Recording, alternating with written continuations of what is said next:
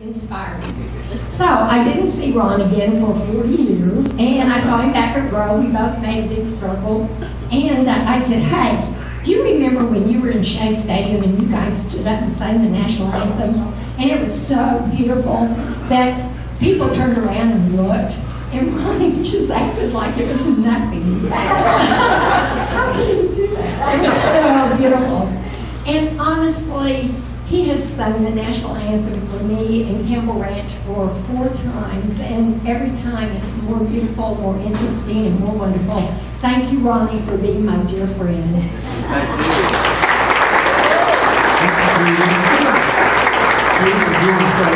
Right up, Mark. We have a few other people. Every story is unique, but I don't know that we'll have any other stories that go back 40 years. So maybe this might be the 101st national. Here's Mark Morris, ladies and gentlemen. Thank you, and what a great honor it is. Ron, thank you for inviting me. It's an honor to be your friend. I mean, wow, somebody of your stature coming and having the career that you've had, and we have that treasure right here in our community. Isn't that incredible? Of course, most of you know I'm the police chief, so the first time I heard Ron sing the national anthem is he had been arrested and he was back to work. That's not true at all. Ron actually has performed for Ileta Bray at our first responders golf tournament that she puts on every year for us. That inspired me. What a beautiful rendition of the national anthem. So I've asked him to come and sing that at our banquet, our police banquet, annual police banquet, which he did. We're very thankful for, and we have invited him back again this year to sing for us. So all I can say is how blessed as a community we are that you're here. Thank you for all you do for our community, and thank you for being here with us and being part of our community. And thank you all for being here and sharing this celebration. Thank you. Before we get Lee Bodie up here, I have a quick story about Chief Morris. That right when 1909 opened in Grove, we had Governor George Knight with us for dinner. He and Donald wanted to see what that restaurant was like, so we were wandering around, got us a little cocktail, walking out in the alley to look at what's outside and stuff. And as we're walking down the alley with our cocktails, here comes Chief Morris. The governor and I said, "Chief, it's good to see you, and I want you to know we're glad that we can do our part for picking up the trash in the alley." Here's somebody who's been involved with a lot of youth groups, a lot of work, a lot of community support in our area. Here's Lee Bodie.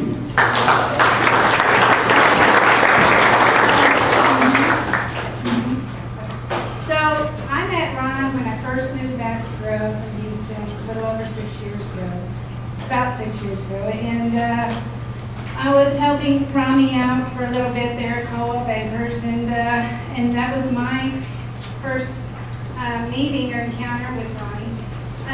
And then I got to know him more, both through Rotary and Rotary functions, and through Joyce, because I work for Joyce.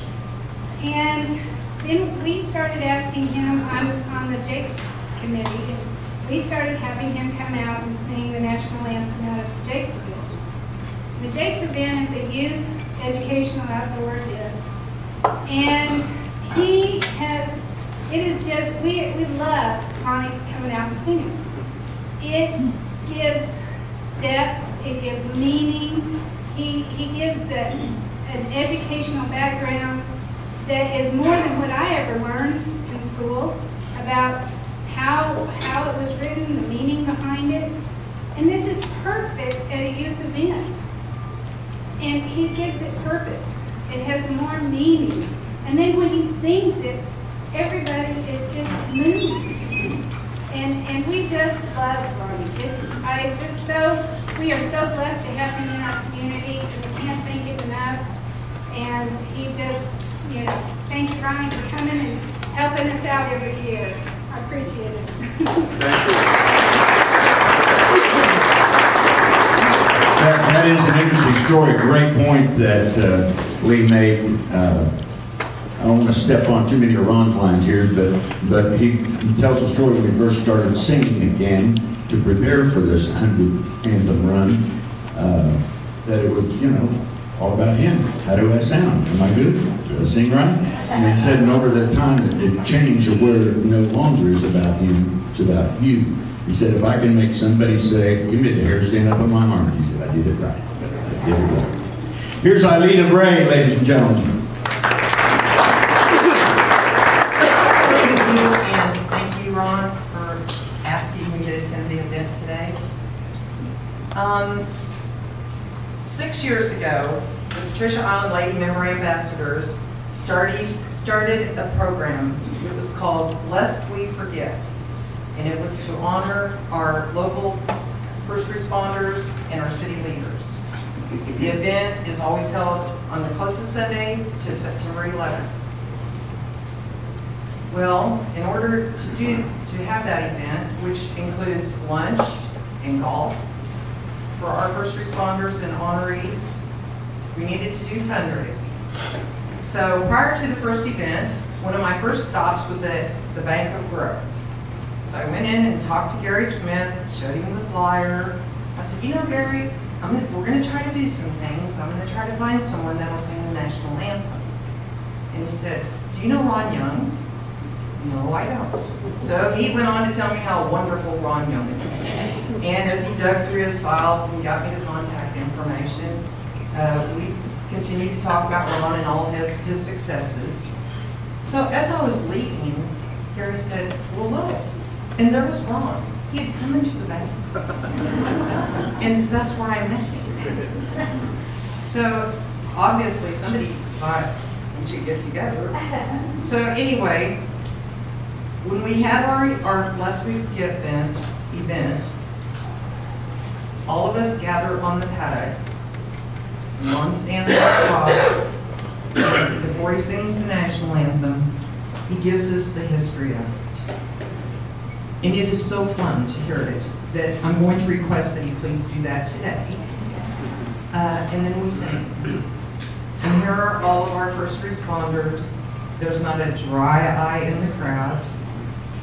But it has made our event so special and so meaningful. And we all appreciate you very much, Ron.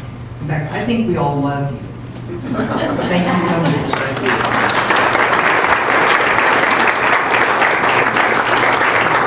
Thank you. Carol Maston makes his way forward. I want to recognize somebody else. First of all the people who worked so hard to put together the food, and to Larry, Joyce, and Stormy for opening Big Shot. Thank you for all you do.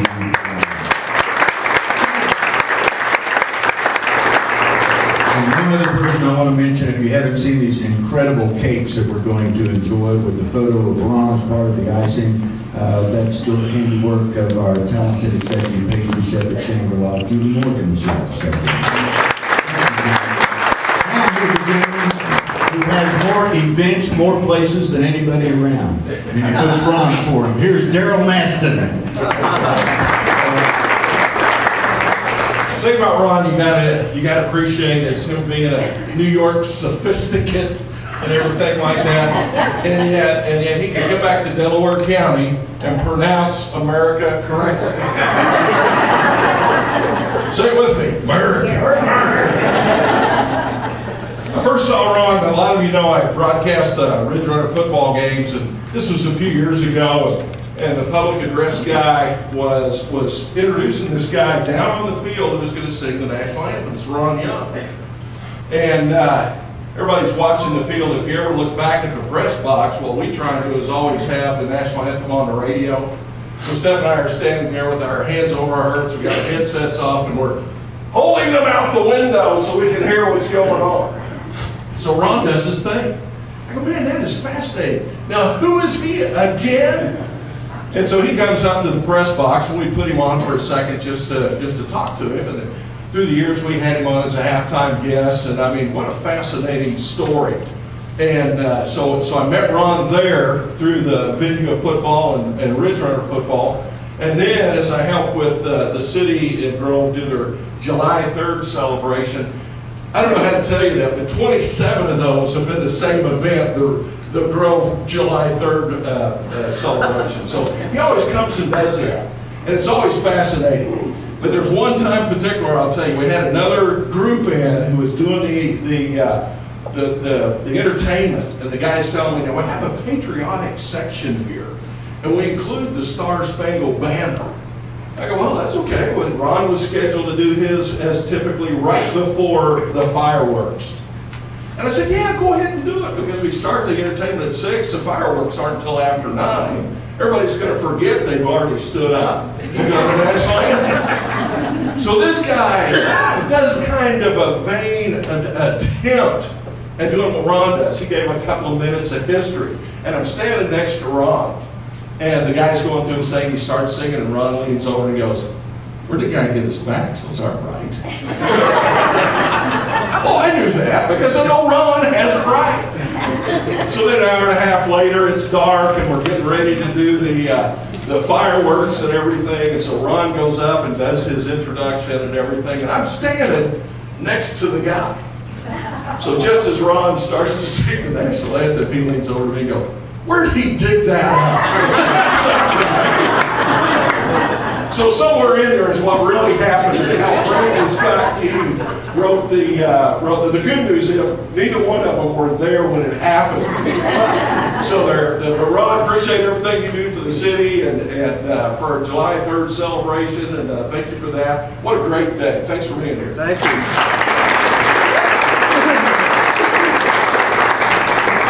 As we kind of get Amelia Chamberlain, if you kind of come up next, I want to remind everybody that that's what it's like when people say, well, how come the island get its name? Yeah, well, here's the story. That's not right. Here's somebody who's been deeply involved in this entire program. Please welcome Amelia Chamberlain. There seems to be a reoccurring theme of 6 years. And I guess there's a reason for that. My first experience with Ron was when he did rendition number 2, I guess it was, at the Rotary Club. It was my first meeting at Rotary, and that's when I first met Ron, and I was just blown away. I was so impressed. And shortly after that, we asked him, we were going to do Independence Day celebration out at Harbor Village for families, and I asked him if he would come, and he's been there for the last 6 years. Last year was number 6. And he makes it so meaningful for people. We have kids that are, babies up through teens and adults, and they come out and have a parade, and they're all dressed up in patriotic attire. We all gather around the bandstand at one point, and Ron, again, does the history, and everybody's listening. You could hear a hat drop, pin drop, whatever, because you can't hear hats drop. Anyway, there were a couple of times that I remember very clearly. One year we did not use the big flag that was out of the courtroom exhibit. We had a little flag. And so Ron had a kid was probably about 9, 10 years old, and he was standing outside the bandstand, and he was holding onto this flag. And everybody was looking at it while he was singing, we did the Pledge of Allegiance and all of that. And this little kid was so proud. It just was very inspiring. Ron has since become a board member for Harbor Village, and he's a great fundraiser. I know he doesn't like anybody to know that, but I don't know how we would exist without him, quite frankly. It's been a real pleasure to get to know him, and I thank him so much for making our Harbor Village events special. Ron, did you have something you wanted to say? Yes, just a minute. Amelia, I don't want this all to be about me. No. This is Amelia's birthday.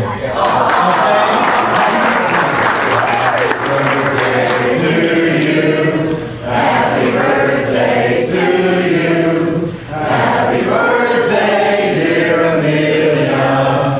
Happy birthday to you. Woo.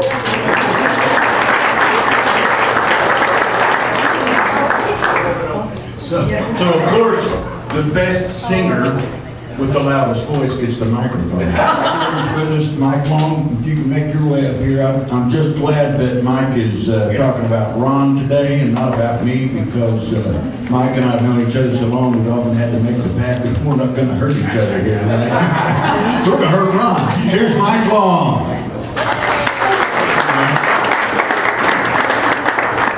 Ron Young. What a pleasure to be able to participate in the celebration of your 100th birthday. Judy Campbell, I first met Ron Young in 1951. 67 years ago. Seems much longer. I became aware of Ron in 51, but in about the 4th or 5th grade at Grove Elementary, it was announced we were going to have a musical program. Well, that was great. We got out of class. Well, we're sitting there, me and all my mouth-breathing friends. And here this guy comes out on the stage in one of those little flat hats, tuxedo tails, and a cane, and tap shoes. And we're all sitting there doing stuff like this, and he looked like Gene Kelly. And I'm thinking, wow, what a talent. Goes off stage, a few minutes, he comes back out, takes the mic, and sings a song that just blew us away. I think, golly, what a talent. Sing and tap dance. Was the show over? Oh no. Goes off, comes back on with an accordion, and proceeds to play Our Lady of Spain, I think was the name of it. And by this time, I'm just blown away. Well, I had to follow him all through school. And I can still hear my mother say to this very day, Mike, why can't you be more like Ron Young? I'm still trying. I tell people that Ron will sing at the drop of a hat, and they say, oh, pshaw. He does not. Watch this.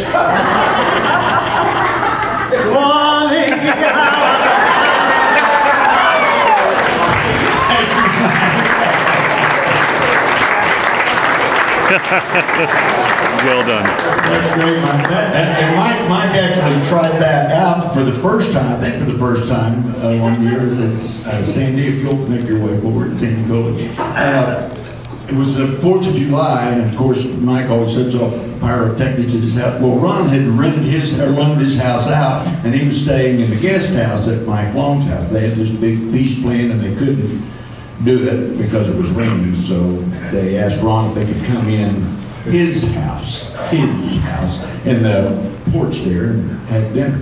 And so 4th of July, and Mike said, yeah. He said, that's great. And by the way, Ron Young is my friend, staying here. He'll sing Star Spangled Banner at the drop of a hat. Watch this, dropped his hat, and Ron broke into it.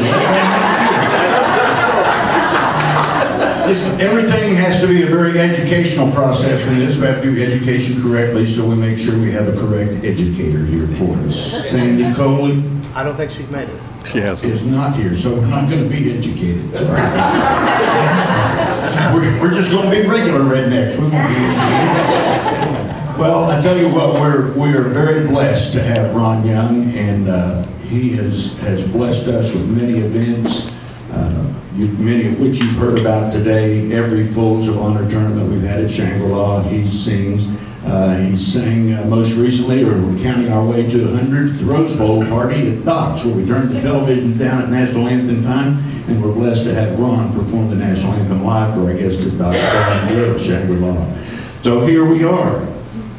99 just rolled past, and I hope if you haven't seen it before you leave, my gosh, try to read your way through all of the events in this area and beyond around the state that Ron has done this. But today, whether he is Ronnie, whether he is Ron, or whether he is Ronald to you, here he is with his 100th. Ron Young, ladies and gentlemen.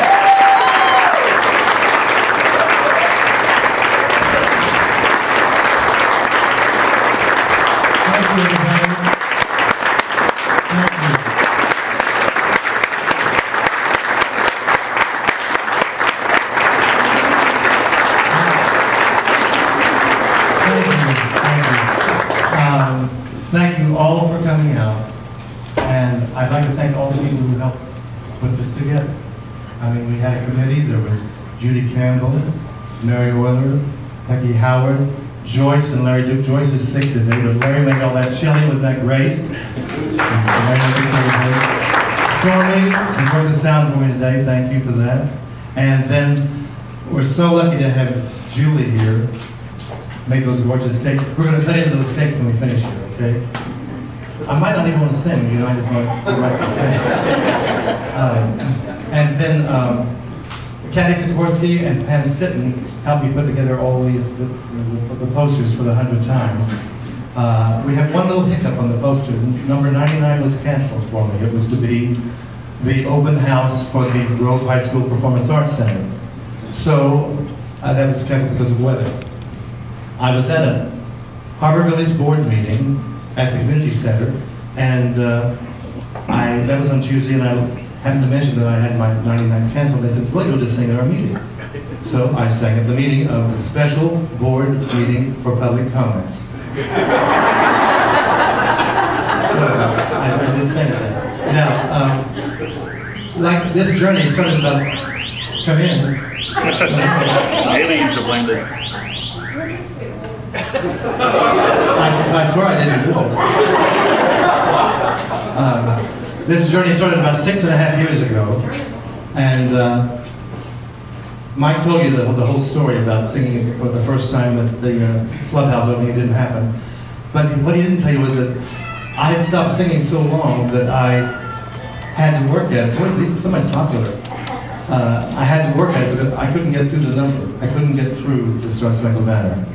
So I sang it in everybody's living room. I remember I was at my haircutter's, Debbie Weaver, one day, and nobody else was in the shop. And I said, I got to sing for you to see if I can get through it. So I sang for her. And anyways, and then finally I did sing the first one at Judy's, and then the second one was at the Rotary, and the president at the time was Maria Welch Kiesling. And she came back to the podium after I sang, and it was like, oh, wow.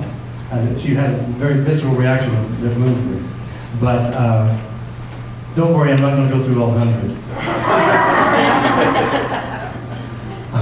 So, why am I singing this?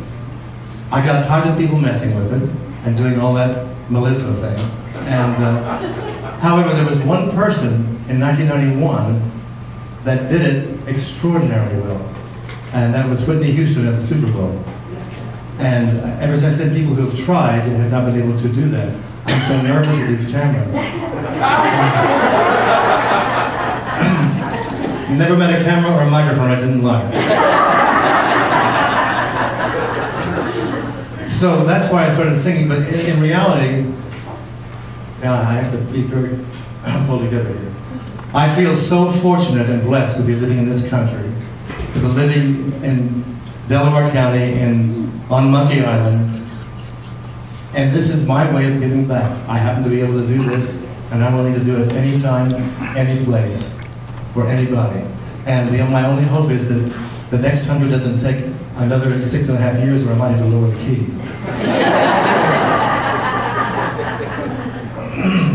So now, Lee mentioned the history. I did some research about this, and Daryl, you never told me that story about that other guy saying, I read books on this. I did research. And this is what I found. It was the War of 1812, and the summer of 1814, the British had just burned the White House and the Capitol. And now they had their sights set on the port city of Baltimore, just up the Potomac River. The only thing standing in their way was Fort McHenry. Now, Francis Scott Key, who was a lawyer/poet, who had been enlisted to help negotiate the release of Dr. William Beanes, an American being held on board one of the British warships. His timing wasn't the greatest. He arrived, and the British kept them both prisoners as they divulged the war plans. So, the bombardment of Fort McHenry began at 7 a.m. on September 13, 1814. It consisted of rockets created by Sir William Congreve with roots in 13th century China and hints of fireworks, and 13-inch mortar shells fired from cannons. Now, this continued all day and throughout the stormy night, and then just before dawn, when the British offensive ceased and the storm stopped, the tattered storm flag which had flown above Fort McHenry was lowered, and the enormous new flag made by Mary Pickersgill, measuring 30 feet high and 43 feet wide, was raised. Now, it's doubtful that Scout Key saw this, because the ship he was imprisoned on was 8 miles downriver. However, it was the bravery of the soldiers and the militia in defending Fort McHenry that inspired him to write his immortal poem, The Star-Spangled Banner. It was repeated throughout the land the days that followed. And then, a well-known actor of the day, Charles Durang, set it to music to the tune of To Anna Creon in Heaven, which was a very, very popular American and British drinking song. Thus was our Star-Spangled Banner born. But it wasn't until 1931 that Congress established the Star-Spangled Banner as our national anthem.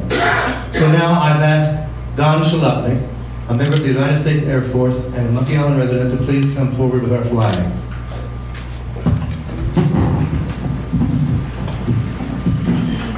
He's going to come through on the other side. Now, let us all stand as we honor our flag, our nation, and all those who serve. Oh, say, can you see by the dawn's early light what so proudly we hailed at the twilight's last gleaming, whose broad stripes and bright stars through the perilous fight o'er the ramparts we watched were so gallantly streaming, and the rocket's red glare, the bombs bursting in air, gave proof through the night that our flag was still there. Oh, say, does that star-spangled banner yet wave o'er the land of the free and the home of the brave?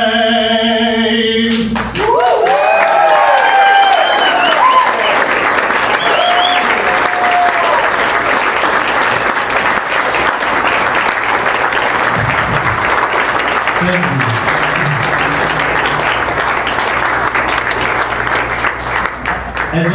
As it is every time, it is my privilege to be able to sing that, and it just fills my heart. So now, Mike, you want to close this out? You bet. I want to mention one other thing. Ron has been 100, huh? We were here.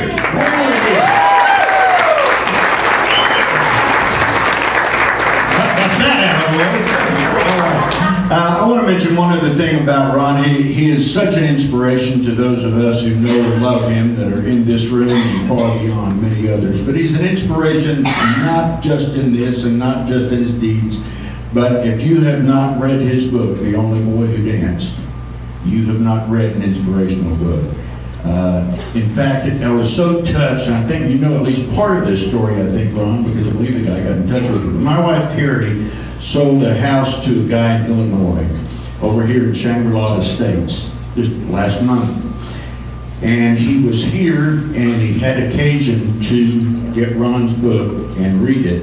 And he sent me an email, and he said, you know, Mike, if there's any way you could get me in touch with Ron Young, I'd like to thank him, because my son, too, was the only boy who danced in his school.